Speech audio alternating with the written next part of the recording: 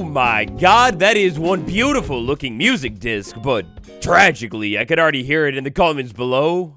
Guys, the ghast update, it's so over. Tippy top of the morning to you laddies, is me. Welcome back, Minecraft update snapshot.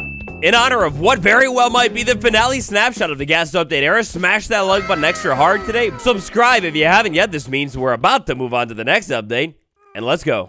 Today is a day that we will remember forever. May 13th, 2023. This week, we're releasing the final features of this year's second drop. Oh, but just you wait, there's more, because alongside the release of the snapshot, we got a brand new EP dropped by Minecraft as well, with 6 brand new songs. Quite interestingly, in this week's snapshot, we learn that the drop is so over, but at the same time, we don't learn the release date or the official name of it. Oh my god, F's in the comments. I feel like I was just getting used to the beautiful panorama from the update before, but oh, it's already gone. I mean, it is what it is. When it comes to drops, it's just how it goes. And this new panorama here, I mean, it's quite beautiful, but man, oh man. So, giving this one a little bit of time here, letting us spin in a slow circle. On one side, we get the cave with a little bit of gasoline action and the dripstones. And then eventually, we will swing and spiral over to a big valley with a couple of saddled ghasts and, you know, goodness flying around.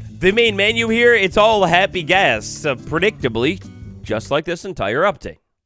So now, next up, here we are back over in game, specifically inside of the Lush Caves biome. Kind of. Dripstone, Lush combo. Lush for sure this time, there's no denying. Now, moving around inside of this biome, if we listen for a second, we listen for another second. Right? Well, it's not happening, but we could maybe force it to happen.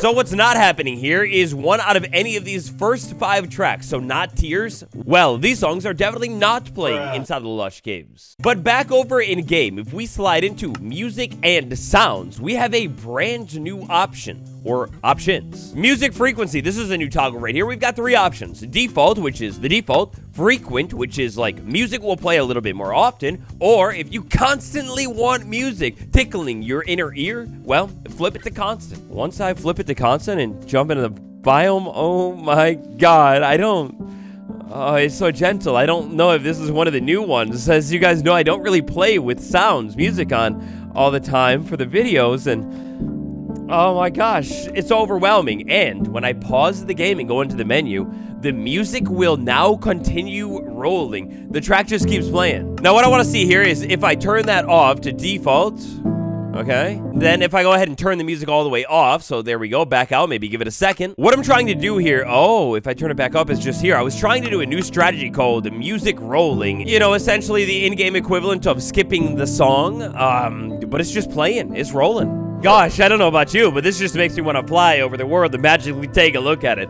Now, our 5 new songs, they'll be able to play in a handful of different biomes. The cherry groves, the forest, the desert, the grove, and the lush cave are all the biomes in which you'll be able to hear 5 new songs. Now, alongside this beautiful, lush, dramatic new music, inside of music and sound, show music toast. If I go ahead and flick this thing on, well then, moving around inside of my world, if I go ahead and pause the game, Amos Roddy, O's Piano.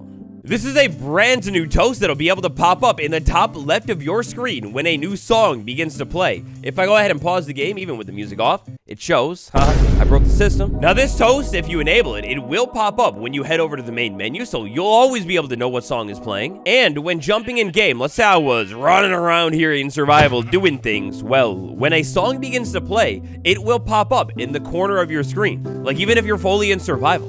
This is another one of the new songs right here. Oh man, it's sick. And boom. Wait, what's that? YouTube? No, please, let me go. No, I'm an innocent man. I didn't mean to. So one more time, these 2 brand new toggles, you'll find them in the music and sound options all the way down here at the bottom of the menu. These 5 new songs are all so calming and chill from what I've heard so far, but if you want to check them out for yourself, hop in game and listen to them, or check them out on Spotify.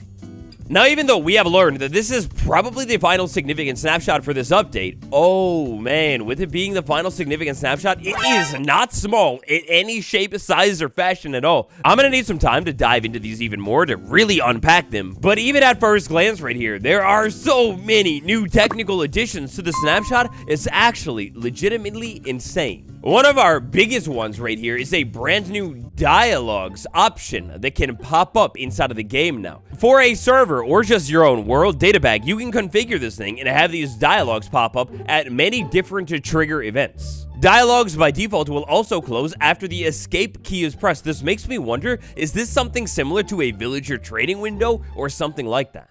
This also immediately makes me think of those Mojang server events that happen on Bedrock Edition right now with tons of dialogue.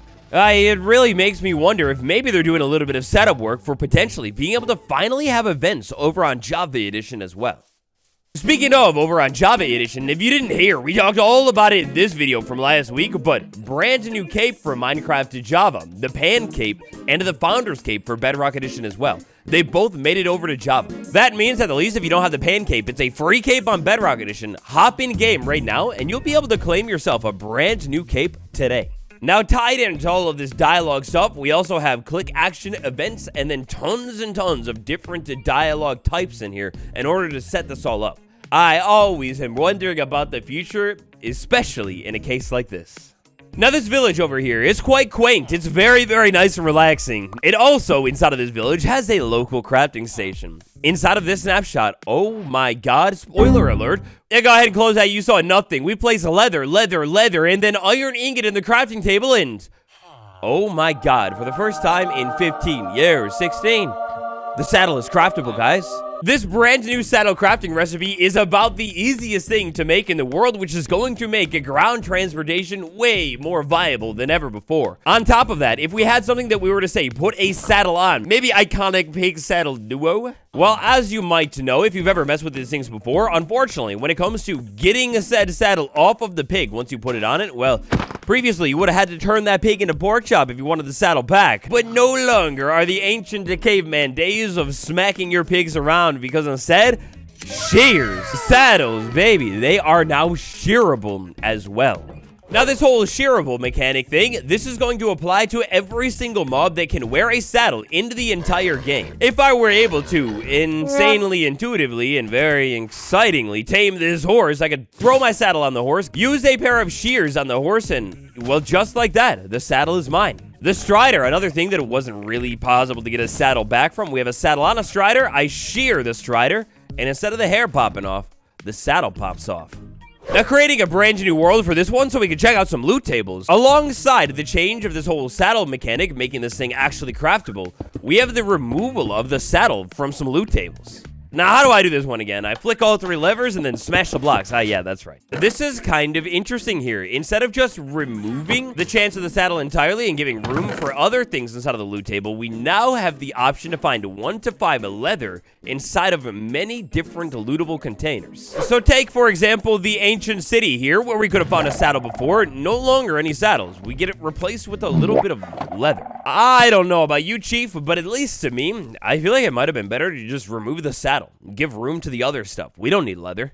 A decent small handful of different structures across your entire overworld here have been affected by these changes. Also, I can't lie, I love the idea of crafting the saddle, but at the same time, that's one less treasure loot item.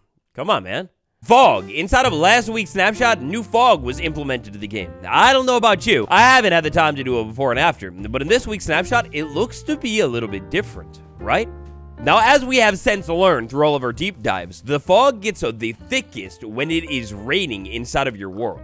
So over inside of a biome in which it is raining here, the fog, if we pay attention to the HUD, my hand, everything like that, and then go ahead and set the weather to clear, it's going to be very, very subtle, almost unnoticeable entirely. But the fog actually affected my hand and the HUD, the hot bar as well. If I go ahead and set it back in, take a look at my boxy arm right there. You can totally see the tones on it changing as the fog happens. One documented change in the changelog that they have noted here is that the fog in the rain and thunder is a little bit less foggy than it was last week. Also, while it is raining and foggy, if I were to move into an interior, well, interiors will be a little bit less foggy than they would have been in the previous snapshot. It's quite interesting here. The fog was a little bit divisive. I really expected there to be a toggle implemented in this week's snapshot, but still, no fog toggle to enable or disable it if you're not a fan of it. I get what they're trying to do, set up for the future and whatever, but I don't know. I just think it's interesting that it's not even really an option. It's just here no matter what. Definitely looks less intense now though, right? Music disc. One more disc has been added to our repertoire here. And oh my god, is that one of the most beautiful looking discs out of the whole set. Alrighty, so first things first here, we'll go ahead and listen to the disc a little bit here. And I'm going to pause the game. Check this out. We put a disc in. The discs will now pause when I pause the game. Alright. But anyways, let's listen to a little bit of the music disc.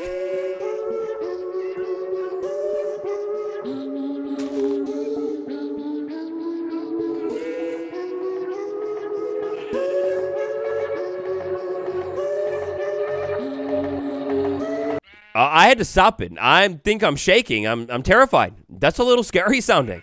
Now, I'm not gonna lie. This disc might just be one of the most difficult discs to obtain. In order to get this disc, it all has to do with this flying boy right here.